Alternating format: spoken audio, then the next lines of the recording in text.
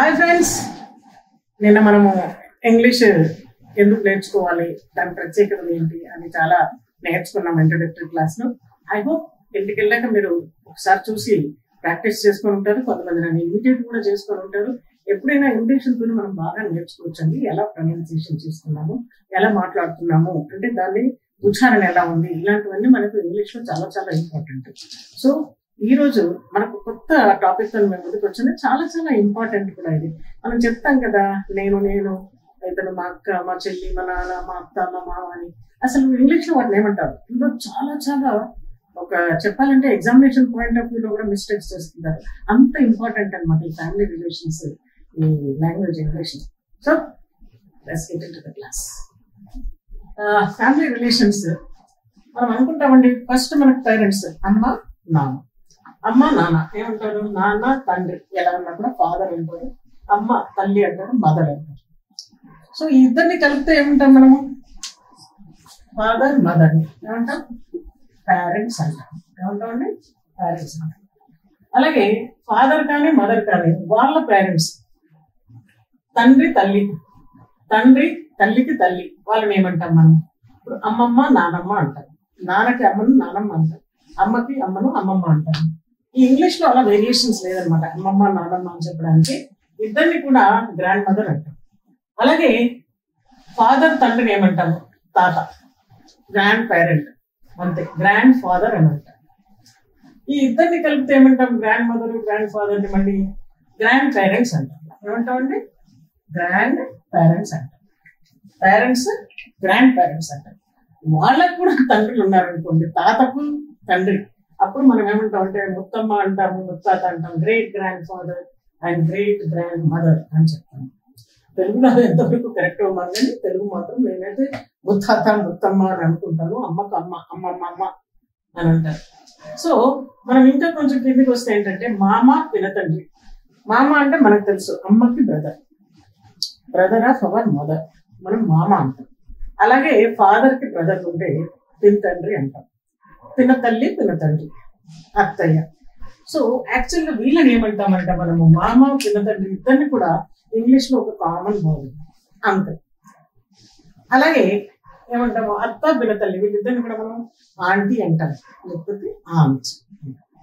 కానీ ఈ మధ్య ఈ అంకిల్ ఆంట్ అనేది వీళ్ళిద్దరికీ రెస్ట్రిక్ట్ కాలేదండి. ఎవరు కనపడ్డా కూడా ఇంటికి ఒక పాలవాడు వచ్చినా, పూలవాడు వచ్చినా, ఎవరు వచ్చినా కూడా ఆంటీ అంకుల్ అనడం మాత్రం చాలా కామన్ అయిపోయింది. అది ఒక రెస్పెక్ట్ ఇవ్వడానికి మనము భయ్యా అని ఎలా పిలుస్తాము, అలాగే అంకుల్ అని పిలుస్తుంటాం. చాచా చాచి అని ఎలా హిందీలో పిలుస్తారు, అలాగే పిలుస్తాం అనమాట. So aunty and uncle. ఇకపోతే పెళ్ళైన తర్వాత మనకు అబ్బాయి తరఫు నుంచి కానీ అమ్మాయి తరఫు నుంచి కానీ మనము అది కూడా అత్త అనే పిలుస్తాం అక్కడ, కానీ అక్కడ మనం ఆంట్ అనుకుంటాం. అత్తగారు మామగారు. అప్పుడేమంటాం మనం? అత్తగారిని మదర్ ఇన్ లా అంటాం.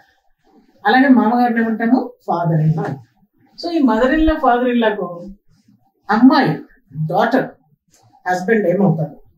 సన్ ఇన్ లా అంటారు, అల్లుడు అంటారు, సన్ ఇన్ లా. అలాగే కొడుకు భార్యను కోడలు అంటారు. సో కోడలు ఏమంటాము? డాటర్ ఇన్ లా అని అంటాం. ఇకపోతే మనకి సిబ్లింగ్స్ ఉంటాము, మన పేరెంట్స్ తర్వాత మన బ్రదర్, మన సిస్టర్. మనకి సిస్టర్ కి బ్రదర్ కి మిస్సెస్ ఏమవుతుంది? సిస్టర్ ఇన్ లా, వదిన అంటారు. అన్నయ్య భార్య వదిన అవుతుంది. సో వదిన ఇంగ్లీష్ లో సిస్టర్ ఇన్ లా. అలాగే అక్క హస్బెండ్ బావగారు ఏమంటాము? Brother in law. Okay, I will come back to this again.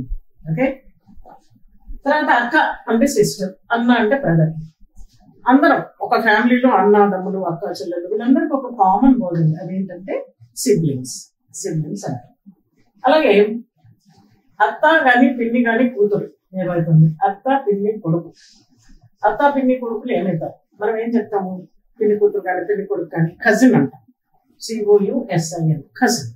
He's my cousin, she's my cousin. ఇది కామన్ జెండర్. కజిన్ అంటే అక్కడ పిన్ని కూతురు కావచ్చు, పిన్ని కొడుకు కూడా కావచ్చు. She's my cousin sister, he's my cousin brother అని అలా ఎప్పుడు వాడదు. And that is not a acceptable English actually. So cousin is a common word, common gender word. అలాగే మా సిస్టర్ కూతురు ఉంది, మా బ్రదర్ కూతురు, అలా వాళ్ళని ఏమంటాం మనం? అక్క కానీ అన్న కానీ. కూతుర్లను మనం ఏమంటామంటే నీస్ ఉంటారు, నీస్. అలాగే అక్క అన్న కొడుకు ఉంటే ఏమంటారు? Nephew. Nephew what you call? అక్క కానీ అన్న కానీ కొడుకుంటే నెఫ్యూ. ఈ నెఫ్యూ నీస్ ఇద్దరిని కలిపి ఒక కామన్ జెండర్ కూడా ఉంది.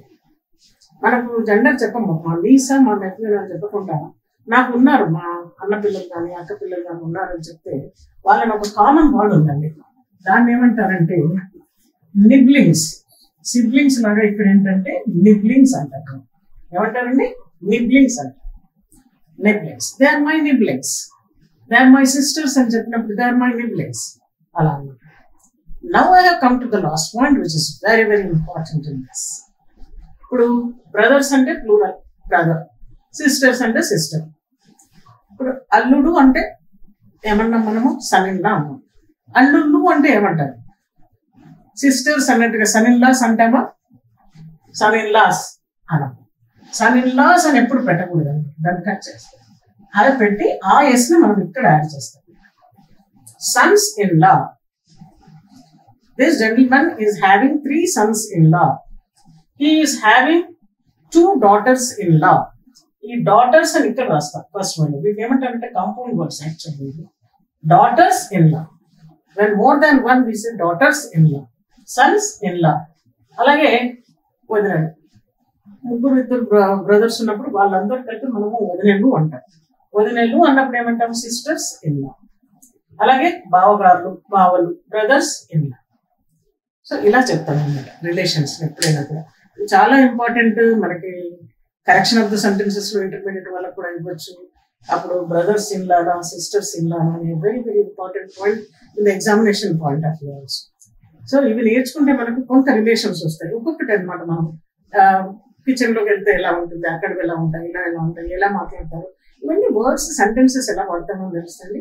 అన్ని ఆటోమేటిక్ గా మనము గలగల ఇంగ్లీష్ ని మాట్లాడవచ్చు. దాంట్లో భయపడాల్సిన అవసరం ఏమీ. సో మీరు వదిలిని ఏమంటారు, అన్నయ్యని ఏమంటారు, ఇలా అన్ని క్వశ్చన్స్ ఫ్రేమ్ చేసుకొని మీ అంతటా మీరుగా నేర్చుకుంటే రేపు మళ్ళీ మనం క్వశ్చన్స్ అడగచ్చు. అలాగే ఈ విషయాలు మరొకరికి కూడా మనం చెప్పాలి అని అనుకుంటే మాత్రం షేర్ చేయడం మర్చిపోకండి. మళ్ళీ మళ్ళీ మా దగ్గర నుంచి వీడియోలు మీకు రావాలి పెట్టగానే వెంటనే నేను ముందే చెప్తాను, చాలా చాలా విషయాలు ఉన్నాయి భాషలో.